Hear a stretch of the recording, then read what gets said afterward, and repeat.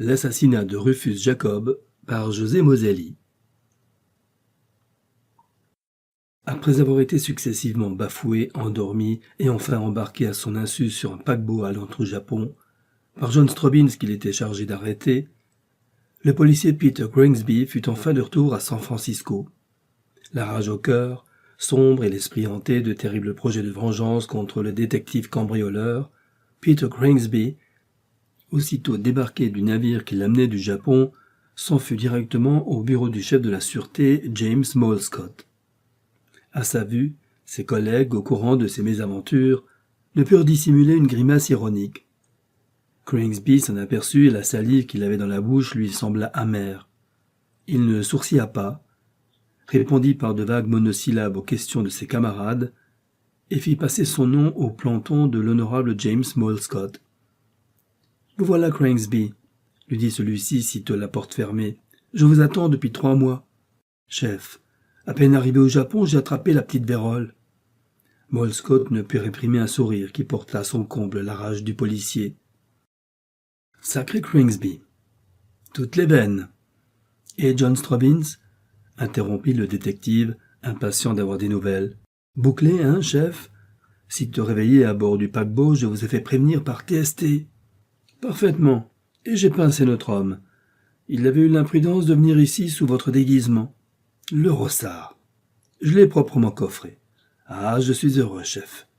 Et le soir même, il s'est envolé sans aéroplane. Il court encore. » Gringsby regarda son chef avec des yeux ronds. Il laissa tomber ses mains sur ses genoux et murmura d'un ton découragé. « Mais c'est le diable, cet homme-là. Diable ou non, il est actuellement passible de la chaise électrique. Il ne se contente plus de voler, maintenant il assassine. »« Ah, oui, je suis content de vous voir arriver. Je vais vous charger de l'affaire. Plus que tout autre, vous êtes intéressé à aboutir. Cela vous procurera une belle vengeance. Vous pouvez compter sur moi, chef. Je l'espère. Ce sera une occasion de vous réhabiliter. Il est 10 heures. J'ai tout le temps de vous mettre au courant avant midi. Asseyez-vous et écoutez-moi avec attention. Ah, quelle ville que ce San Francisco! Quand donc prendrai-je ma retraite? Figurez-vous qu'on a volé hier au Californian Museum une pièce unique et pesant 200 kilos. Un bas-relief de porphyre, provenant des fouilles de Copozacapetl et d'une valeur inestimable au point de vue de l'art. L'univers savant s'est ému. Mais ce n'est pas de cette affaire que je veux vous parler. Elle est intéressante, fit poliment Peter Gringsby. Oui, mais j'en ai chargé Top Clapham. Donc, voici ce que nous savons sur le crime de John Strobbins. Ce matin, à 4 heures, le détective Sam Corbett, qui venait de prendre la faction au coin de Portland Street et de Cleveland Avenue, fut fort surpris en constatant que la porte du numéro 153 de Portland Street était entr'ouverte. 153 Portland Street. Mais c'est là où habite l'usurier Jacob Rufus, interrompit Gringsby. Tout juste. C'est ce qui vous explique l'étonnement de Sam Corbett devant cette porte à demi fermée. Rufus est riche, très riche. Le quartier n'est pas sûr, et chacun sait que le vieux Grigou est homme de précaution. Donc, Sam Corbett, intrigué, siffla son collègue le plus proche qu'il pria de le remplacer, et ayant poussé la porte, pénétra dans l'antre du vieux Rufus.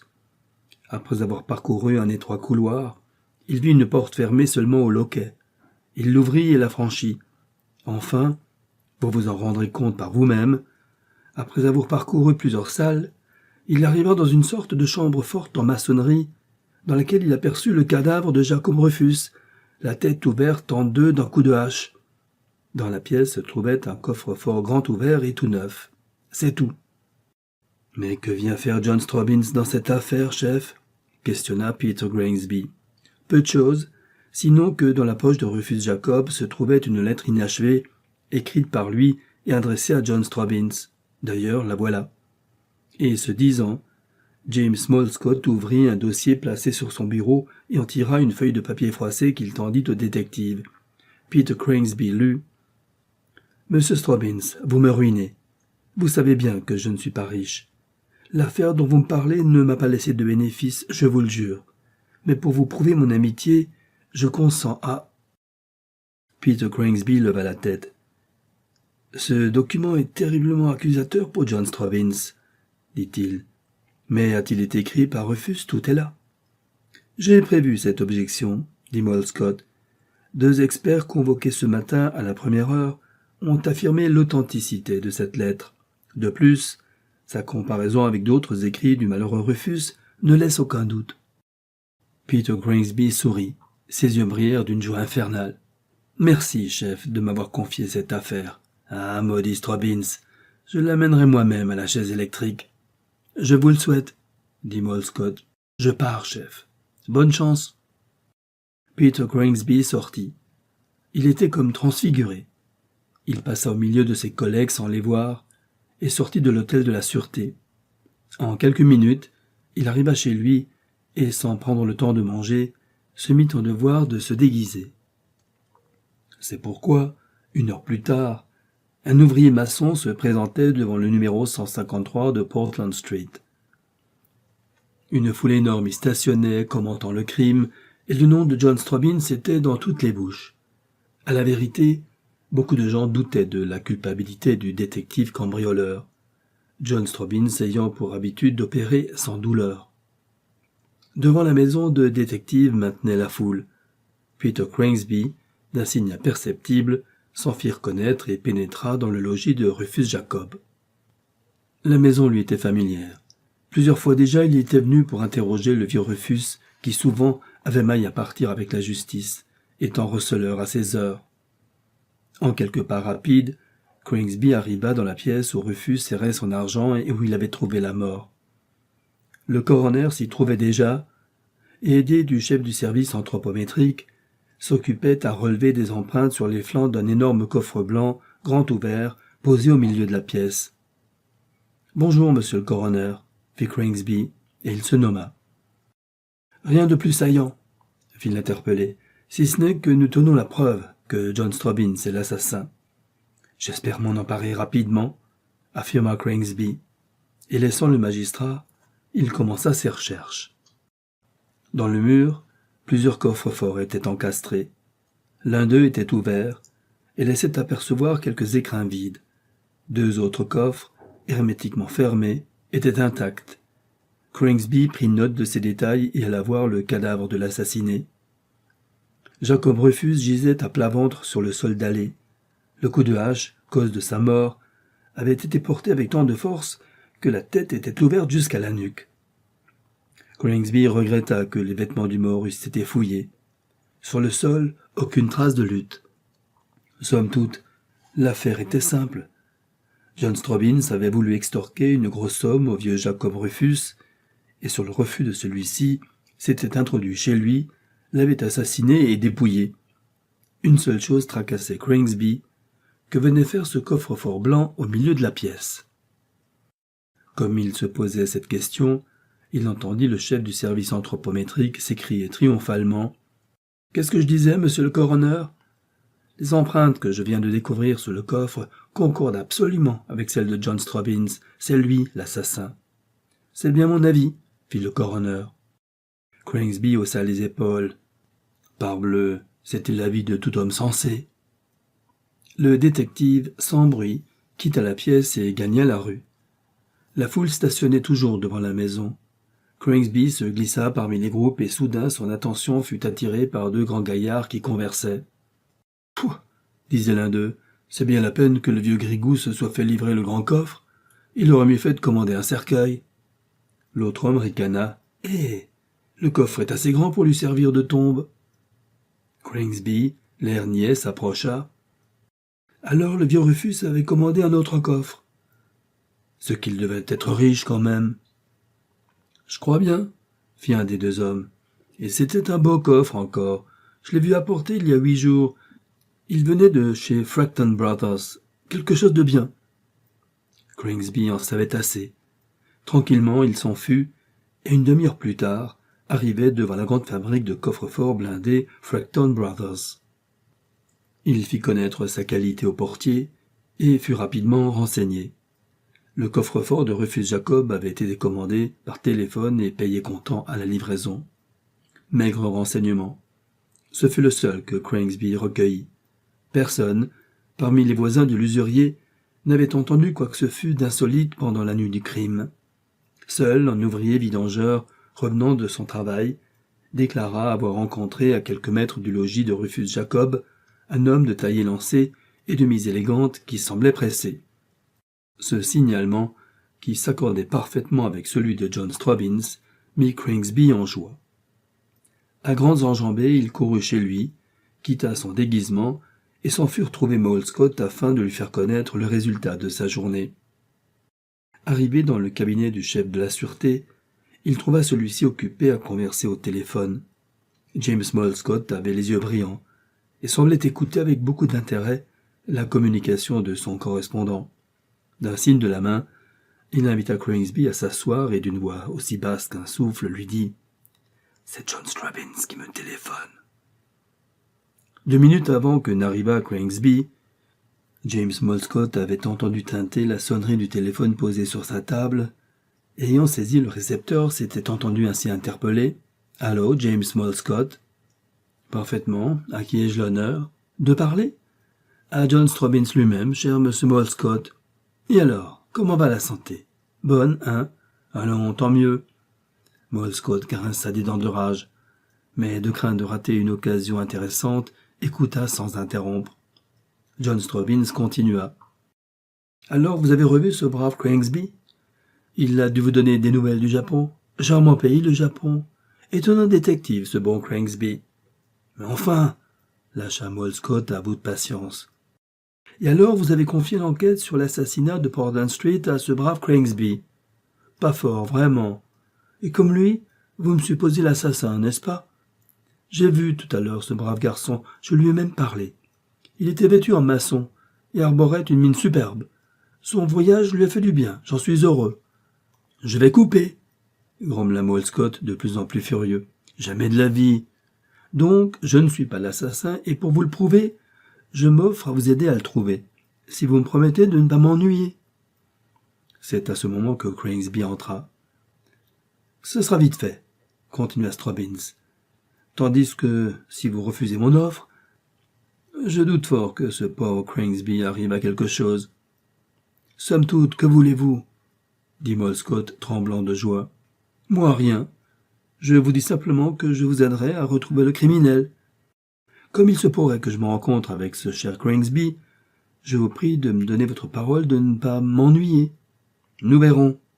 Dans ce cas, bonsoir. Rageur, Moll Scott raccrocha le récepteur en disant « Ce misérable s'est moqué de moi. Ah, si je le tiens jamais !»« Et alors, Kringsby, vous savez quelque chose ?» Rapidement, le policier fit connaître à son chef le résultat de son enquête. Moins que rien. Moll Scott ne cacha pas son mécontentement. « Il faut vous débrouiller, Kringsby. Vous avez une revanche à prendre. » Kringsby jura de faire son possible et se retira. Il était dit que ce jour-là, Moll Scott aurait toutes les émotions. Vers 6 heures du soir, alors qu'il allait quitter son bureau sans avoir appris rien de nouveau, un planton vint l'avertir qu'une dame voilée insistait pour le voir sans délai. « Faites entrer, » dit Moll Scott intrigué. La dame entra. Elle était mince et vêtue de noir. Sitôt la porte fermée, elle s'avança près de Moll Scott qui s'était levé et d'un geste prompt lui mit un mignon revolver contre la tempe. « Silence ou je tire !» dit une voix mâle d'un ton très bas, pas si bas que Moll Scott ne reconnut la voix qui lui avait parlé au téléphone, celle de John Straubins. Ce dernier eut un rire muet et dit « Cher monsieur Moll Scott, c'est moi. Bougez pas, hein ? Je viens me constituer prisonnier. Cela vous étonne ?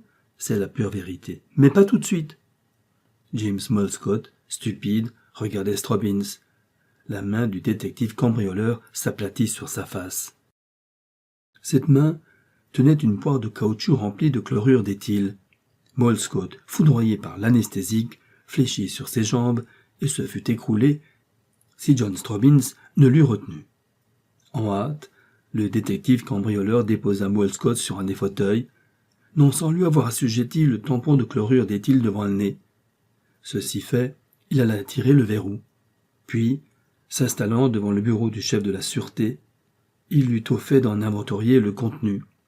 En quelques instants, il trouva sans doute ce qu'il voulait, une vingtaine de feuilles de papier dont il fit un petit paquet très serré. Il cacheta le pli ainsi fait, y colla une étiquette sur laquelle il écrivit « Lord Launceston Stanford, Villa Charlotte, Los Angeles ». Ceci fait, John Strobbins glissa le paquet parmi le courrier du chef de la sûreté et, après avoir tout remis en place sur le bureau, alla s'asseoir auprès de Molescott et lui enleva le tampon qui le bâillonnait. James Molescott poussa un soupir, fit une grimace, et après quelques minutes d'effort revint peu à peu à lui.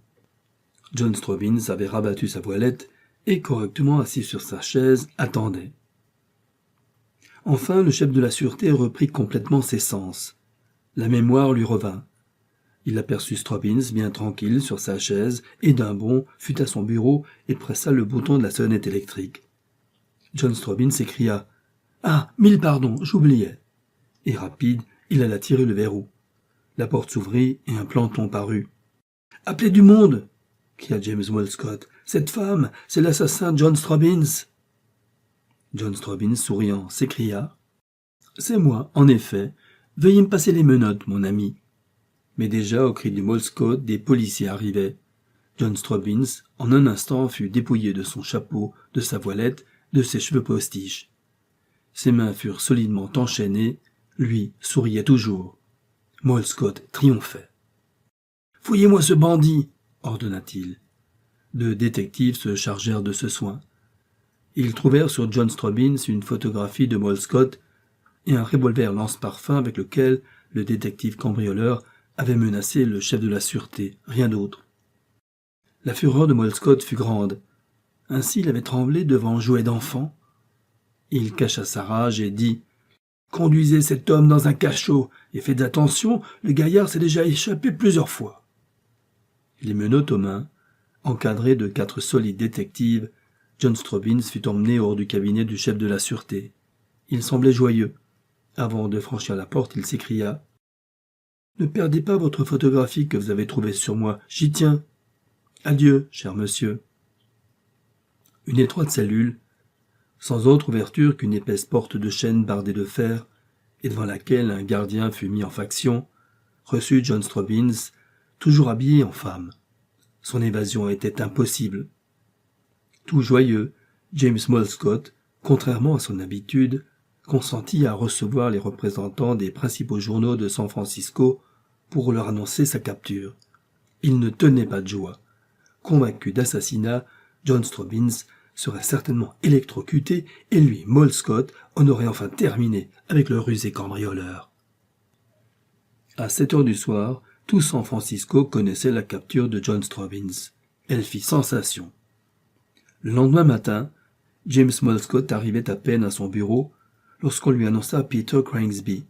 Le détective semblait exténué et essoufflé. « Chef, chef ! Figurez-vous que j'ai passé ma nuit dans le quartier chinois et je n'ai appris que maintenant la capture de John Strobbins. Ainsi, il est venu se livrer ? Étonnant. Enfin, pourvu qu'il ne s'échappe pas. Il est tenu à l'œil. Oh, avec lui, on ne sait jamais. Mais dites donc, chef. J'arrive maintenant de la maison de Rufus Jacob où j'étais allé faire certaines investigations. Vous avez fait enlever le coffre-fort, j'aurais aimé le revoir. Le coffre-fort, quel coffre-fort?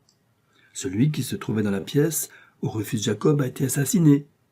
Je voulais l'examiner, il avait disparu. Comme il n'y avait personne dans la maison, j'ai supposé que vous l'aviez fait enlever.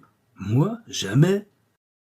Sitôt que John Strobbins a été fait prisonnier, j'ai donné ordre au détective de garde à Portland Street de revenir. À quoi bon garder une maison déserte maintenant que le criminel était pris? D'autant plus que le cadavre avait déjà été transporté à l'hôpital. Alors, qui donc a pris le coffre? Il a fallu une audace. Il pesait bien 1 tonne, au moins, chef. Je n'y comprends rien, fit Molescott, devenu soucieux. Allez vous renseigner.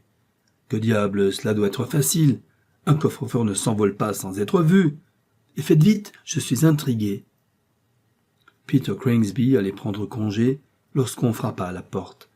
Un planton entra et tendit une enveloppe au chef de la sûreté. Nerveusement, Molescott la décacheta.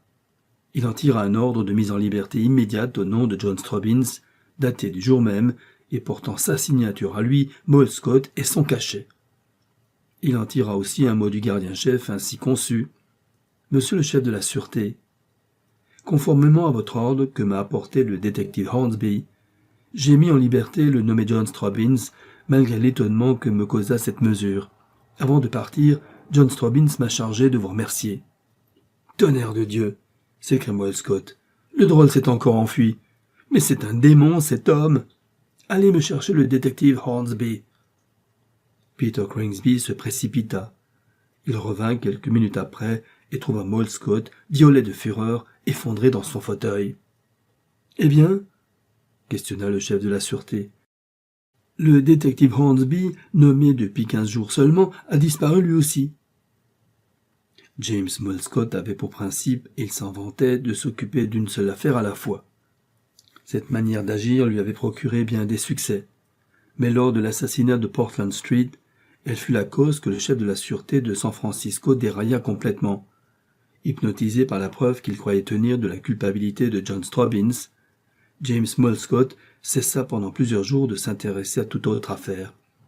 Le vol du célèbre bas-relief Inca, commis 2 jours avant l'assassinat de Rufus Jacob, passa en second plan, grave tort, car le coffre blanc livré chez Rufus Jacob et disparu depuis avait les dimensions suffisantes pour contenir l'inestimable bas-relief. Dans cette affaire, John Strobbins l'a souvent affirmé, le détective cambrioleur n'agit que pour l'amour de l'art. Seules de déplorables coïncidences faillirent faire avorter un projet qui lui était cher. 15 jours avant la fin tragique de Rufus Jacob, John Strobbins avait rencontré dans une rue de San Francisco son vieil ami Tom Smiley. Bien que l'ayant vu la dernière fois, 5 ans auparavant, John Strobbins fut frappé du changement effectué dans sa physionomie. Interrogé par lui, Smiley avoua que, à la suite des spéculations malheureuses, il avait dû s'adresser à un usurier. Cet usurier, Rufus Jacob, se montrait intraitable et Tom Smiley, menacé d'être vendu, ayant sa femme malade, pensait au suicide, rien n'ayant pu faire fléchir Rufus Jacob. Généreux comme à l'ordinaire, John Strobbins tendit aussitôt un billet de $100 à son ami, et sans écouter ses remerciements, le quitta en disant « Courage, ne t'inquiète pas de Rufus Jacob, je m'en charge. » Ce que John Strobbins appelait s'en charger était simple. Le soir même, il rendait visite au vieil usurier, et ayant été non sans peine introduit auprès de lui, parlait en ces termes « Honorable Rufus Jacob, je vois avec plaisir que votre santé est bonne. J'espère que vous avez conclu avec avantage le marché que vous proposez ces jours derniers, Masbourne et Benedict Linton. De fort beaux bijoux, ma foi, et je conçois que leur propriétaire, avant de s'en dessaisir, ait dû être supprimé par ces joyeux garçons de Jack et Benedict. Chut, maître Rufus, cela ne me regarde pas. Je viens simplement vous demander de me remettre, séance tenante, vos créances sur Tom Smiley, ainsi qu'une petite somme de $20 000 pour mon dérangement. Faites vite, je suis pressé. » L'usurier receleur, blême et frissonnant de peur, essayait de lutter. En vain, il proposa à John Strobbins la seule remise de la créance Smiley. Le détective cambrioleur resta intraitable. Il s'empara des papiers que Rufus lui tendait et consentit seulement à accorder un délai de 2 jours au vieil usurier, après quoi il prit congé de lui. Le jour suivant, John Strobbins, rendu maussade par le temps gris et pluvieux qui planait sur San Francisco, et n'ayant pas grand-chose à faire, entra pour distraire sa mélancolie dans le Californian Museum. John Strobbins était un amateur d'art avisé. La galerie de tableaux et de sculptures de la ville de Los Angeles est renommée dans le monde entier.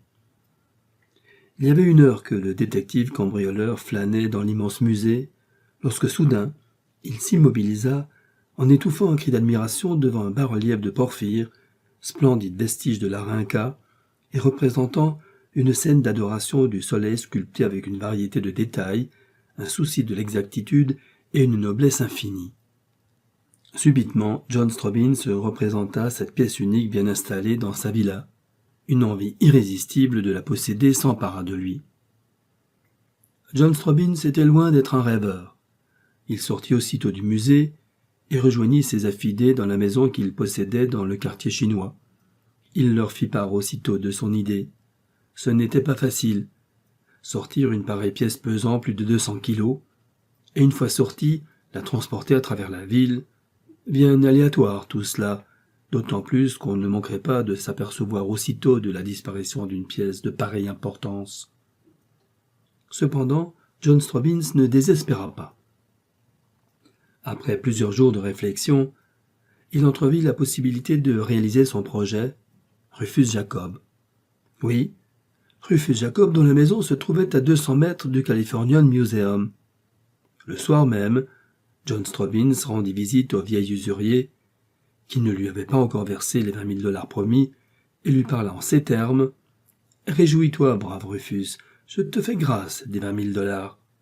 Que l'Éternel vous protège, je suis un pauvre homme. Fais-moi le plaisir de laisser ces jérémiades pour tes débiteurs, et écoute-moi bien.